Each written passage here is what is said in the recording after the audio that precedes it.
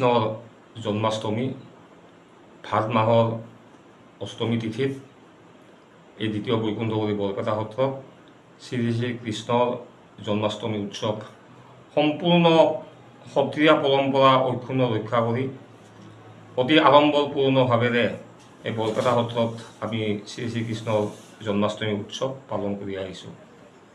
এইবাৰো তাৰ ব্যতিক্ৰম নহয়। অতি আড়ম্বৰপূৰ্ণভাৱেৰে আমি বৰপেটা সত্ৰত সত্ৰীয়া পৰম্পৰা ৰক্ষা কৰি এই কৃষ্ণৰ জন্মাষ্টমী উৎসৱ পালন কৰিছোঁ। ৰাতিপুৱাৰ পৰা কাৰ্যসূচী আমাৰ চলি আছে, এতিয়াও আমাৰ অনুষ্ঠান চলি আছে। বিভিন্ন ধৰণৰ বিভিন্ন ঠাইৰ পৰা বাপ বান্ধৱ আই মাতৃসকলে বৰপেটা সত্ৰত আহি উপস্থিত হৈছে। আমি বৰপেটা সত্ৰৰ তৰফৰ পৰা সকলোকে শ্ৰদ্ধা জনাইছোঁ, সেৱা জনাইছোঁ। আমাৰ শ্ৰীকৃষ্ণৰ জন্মাষ্টমী বুলি ক'লে গোসাঁইক আজি ৰাতি 12 বজাত এই অনুষ্ঠান কৰিব পূজাৰীয়ে। আমাৰ পুৰোহিত আছে, সেই পুৰোহিতে কলীয়া গোসাঁইক বাহিৰলৈ আনি সত্ৰৰ ভিতৰতে নমাই আনিব। নমাই আনি তাতে যিখিনি নৈমিত্তিক সেৱাৰ কাম কৰিব লাগে জন্মাষ্টমী উপলক্ষে, সেই সেৱাৰ কামখিনি কৰিব, ৰাতি 12টামান বজাত কৰিব। আৰু অহাকালিও আমাৰ নন্দোৎসৱ বুলি কয়, আমাৰ বৰপেটাত পেক যাত্ৰা বুলি কয়। নৃত্য প্ৰসংগৰ পিছত আমাৰ গোসাঁইক গণনা কাৰ্য হ'ব, গণনা কৰিব। আৰু গণনা কৰাৰ পিছত পুনৰবাৰ ভকত আইসকলে লগ হৈ একত্ৰিতভাৱেৰে গুৰু আসনত নাম প্ৰসংগ আৰম্ভ কৰিব। নাম প্ৰসংগ আৰম্ভ কৰি গুৰু আসনৰ চাৰিওপিনে 5 পাক ভ্ৰমণ কৰিব নাম কীৰ্তন কৰি।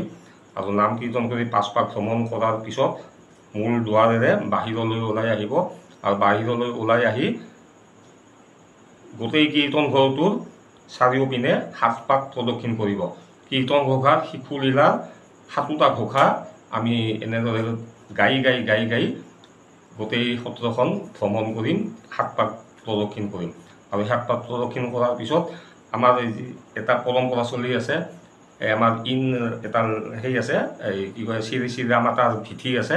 সেই চিৰামাতাৰ ভিঠিত যিটো ইন্দ্ৰা আছে, সেই ইন্দ্ৰাটো পানী সিদিনাখন অহাকালি গোটেই ভকতকে তিয়াই দিব, গা ধুৱাই দিব। সেইটো এটা পৰম্পৰা চলি আছে। আৰু এই 7 পাক প্ৰদক্ষিণ কৰাৰ পিছত আমাৰ সত্ৰৰ তৰফৰ পৰা যিসকল ভকতে নাম কীৰ্তন কৰি গৈছিলে তেওঁলোকক আমাৰ গণতেল দিয়া বুলি কয়। গণতেল সেই গণতেল টেকেলিত দিয়া হ'ব।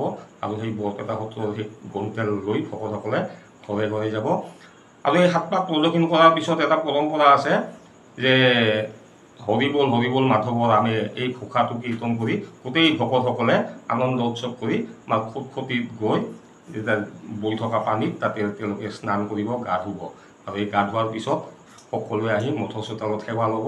আৰু সেৱা লোৱাৰ পিছত আমাৰ সত্ৰীয়াই হওক, বুঢ়া ভকতেই হওক আশীৰ্বাদ কৰিব।